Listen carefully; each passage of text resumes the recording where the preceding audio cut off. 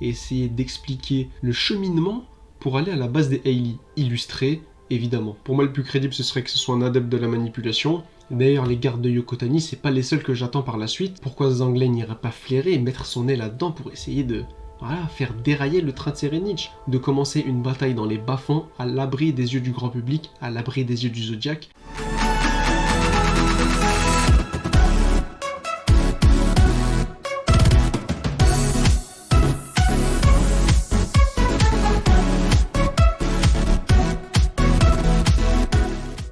Salut à tous, Yazi sur Diavolo TV, j'espère que vous allez bien. On se retrouve pour la review du chapitre 399 de Hunter x Hunter, l'avant-dernier avant la fin de cette salve de 10 chapitres. Bien finir l'année, on aura le dernier chapitre le 23 décembre. Voilà, Togashi a respecté son contrat, il a sorti sa salve pendant l'année 2022 et on espère le plus tôt possible que ça reprendra printemps, 23, etc. Bref, toi qui se repose bien, qui nous sort de la qualité, comme c'est le cas sur ce chapitre, nous, on stream totalement. Dans un premier temps, je ne vais pas parler du chapitre directement, je vais revenir sur ce qu'on a vu dans les chapitres précédents et essayer d'expliquer avec les informations complémentaires qu'on a eues pendant ce chapitre, le cheminement pour aller à la base des Hailey, illustré évidemment. Il peut y avoir 2-3 réserves, évidemment, ce ne sont que des théories tant que ça n'a pas été vérifié, mais bon, vu les informations qu'on a eues dans les derniers chapitres, et surtout sur ce chapitre, je pense qu'on a quand même de quoi expliquer et comprendre comment on se rend à la base des Hailey. Chemin assez complexe, je vous l'accorde, c'est pour ça qu'on va y aller tranquillement, par étapes. Premièrement, déjà, il faut être dans les couloirs du 3e étage, aux abords de la chambre 3101.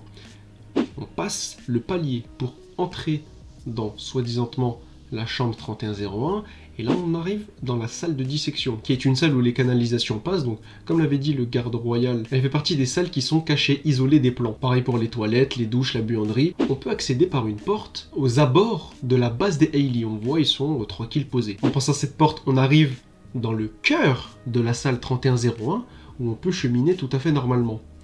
Si on se rend dans les toilettes, une fois que les deux portes sont verrouillées, toc à la porte qui donne vers la pièce secrète, des membres des Hailey qui sont restés terrés, cachés, voilà, à attendre en groupe, taper des snacks, discuter, rien foutre quoi. Donc voilà, regardez ce que fait la mafia. Ces membres vont vers la porte du coup qui donne entre les toilettes de la chambre 3101 et la pièce secrète, déverrouillent cette porte du coup qui n'est déverrouillable que depuis l'extérieur, que depuis la pièce secrète. Porte déverrouillée, clac, on ouvre, base des Hailey. Là où sont terrés tout le monde. Avec évidemment la possibilité d'interagir avec ces salles, non pas avec le corps, mais avec les objets comme l'a fait Inrig, ou bien comme l'ont fait Nobunaga et Inrig aussi pendant ce chapitre. Le circuit n'est réalisable que dans ce sens, et on voit la pression que Toothman il avait, donc, un membre du clan Hailey, qui avait déverrouillé la porte des toilettes via la pièce secrète, et qui a ouvert tout doucement, en s'attendant à voir les membres dans la base des Hailey. Il avait peur en fait de la réaction de la brigade fantôme, il se dit mais putain je vais me faire cramer. Et ça n'a pas été le cas, donc le chemin n'est faisable que dans ce sens, uniquement dans ce sens. Du coup comme je disais, Toothman lui n'est pas vraiment au courant, il sait globalement comment ça se passe, mais il n'a pas été mis au jus, pas été mis à jour, il n'est pas vraiment conscient de comment le pouvoir s'active et les conditions qui en résultent. Du coup elle était un peu en pression. Et il souligne bien le fait que les portes sont verrouillées. Donc lui, il le dit un peu inconsciemment pour leur montrer que oh non, il se passe rien, vous inquiétez pas. Mais on l'avait vu dans le chapitre précédent, hein, que Finks et Nobunaga, eux, ça les met sur la piste, ça leur met la puce à l'oreille. Bon là, il y a un autre débat qui est fait, c'est la capacité de nen de Nobunaga, son Hatsu, qu'est-ce que c'est? Eh ben on sait pas, et ça a pas l'air d'être lié directement à son épée, vu comment il se sent prêt à la sacrifier. Bon, c'est un peu comme les couteaux d'Inrig, c'est des tests quoi. Il balance son épée tout à fait normalement, il la ramène, bon, certes coupée à cause du pouvoir de très bel homme, il s'en fiche un peu. C'est pas son katana le plus important dans son pouvoir. Et même contre Luini quelques chapitres auparavant, il n'a pas du tout hésité à l'utiliser. Il fonce, katana vers l'avant, il n'a pas l'air d'avoir une certaine affection particulière envers ce katana, si ce n'est le fait qu'il se bat constamment avec, mais le katana en lui-même n'a pas quelque chose de spécial, n'a pas une valeur particulière à ses yeux. S'il en prend un autre, ça ira aussi. Ceci étant dit, le pouvoir de téléportation du coup qui était lié à des portes, on le voit pas sur ce chapitre, Beauconte, bon, on le voit pas directement. Moi je soupçonne d'être le mec là à gauche affalé sur son canapé, quand on a la scène où Inrig et Nobunaga voient la base des Hailey. Mais bon, le gars là, il est habillé en blanc, Yokotani, costard foncé. Bon, je sais pas trop d'où il est sorti, mais je pense quand même que c'est beaucoup assis sur le teco. Est-ce que ce serait judicieux de le tuer tout de suite? Donc si Nobunaga et Inrig arrivent à l'atteindre directement, vos comptes, s'ils trouvent la base des Hailey, je pense pas. C'est peut-être pas le choix le plus judicieux, il a pas l'air très dangereux. En lui-même, il représente pas une menace, c'est plutôt les autres, et en plus de ça, laisser vos comptes en vie, ça laisse aussi un chemin supplémentaire pour rejoindre la base des Hailey, au moins avoir un visuel, ou au moins être dans la salle de dissection. Ça reste quand même assez important d'avoir ce genre de cheminement, sachant que, comme je disais, il n'est pas très dangereux, Beaucomte en lui-même. C'est plutôt très bel homme et les autres membres qui sont avec lui. Dans ce chapitre, on voit aussi Périgole, qui, lorsque Inrig lance un couteau, tente de... pas envie de dire l'arrêter, mais d'encaisser ce couteau. C'est quand même assez étrange ce qui se passe. On l'avait déjà vu au chapitre 393, il était niveau 18, donc il a eu ses capacités de naine récemment, et c'est ce qui est confirmé du coup dans quelques pages plus tard, où il dit « Ah, mais tu viens d'avoir tes capacités, t'as envie de les tester ».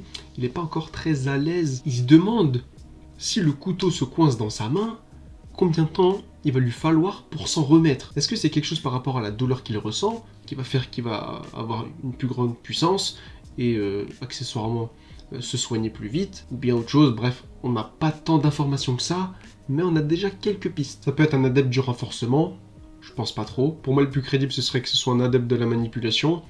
Déjà, on va commencer par ce qui est du visuel. Le fait qu'il tende la main vers un projectile, soit qu'il est quand même assez agile de ses mains.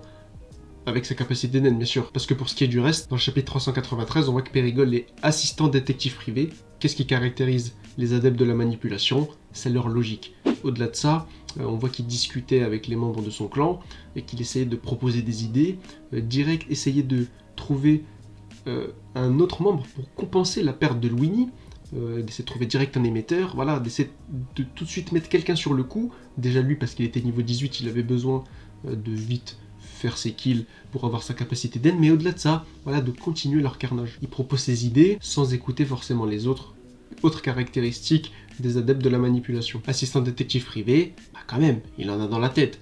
Les gens lui font confiance, il a son propre jugement, il peut faire des choses à sa manière, de manière très intelligente, très réfléchie, avec de la méthode et de la rigueur. Voilà concernant Périgole. Maintenant pour Yokotani, on avait vu que sa capacité de naine attaque moïste avait plus une vocation défensive, donc peu importe le niveau des soldats qu'il va déployer, il n'y aura jamais de coups, de blessures.